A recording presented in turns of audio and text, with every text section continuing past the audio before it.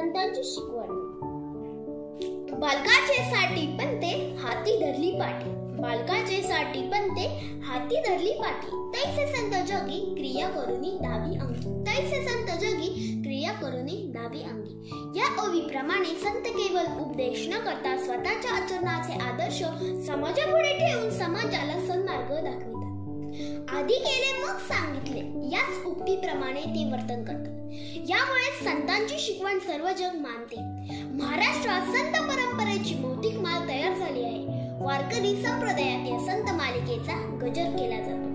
भजन, कीर्तन, प्रवचनापूर्वी निरुक्ती, ज्ञानदेव, सोपान, मुक्ताबाई, एकनाथ, नामदेव, तुकाराम असे प्रथम संतांचे स्मरण केले जाते.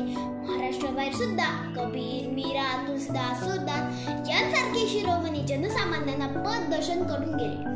भूलोकीचे देव ठरलेल्या या संत मंडळींनी बहुजन समाजाला ईश्वर प्राप्तीचा सोपा भक्ती मार्ग तर दाखविलाच, पण भवसागरात राहून परमार्थाचे पहिले तीर कसे गाठावे याची ही शिकवण दिली.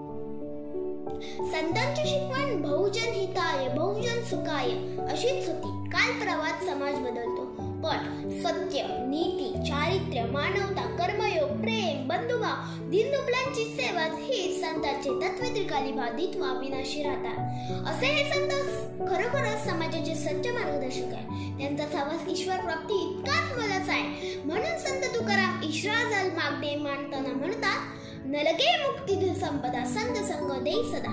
नलगे मुक्ती धन संपदा संत संग देई सदा. ज्ञानेश्वरी, दास बोध, अभंग अशा अमूल्य ग्रंथातून हे विचारधन संग्रहित करण्यात आलेले आहे. हे ग्रंथ भांडार पुढील पिढ्यांना पिढ्या दीपस्तंभाप्रमाणे पथदर्शक ठरणार आहे. हे निश्चित, यात काही शंका नाही. एवढे बोलून माझे 2 शब्द पूर्ण करत आहे. जय हिंद, जय महाराष्ट्र. आणि जर व्हिडिओ आवडला असेल तर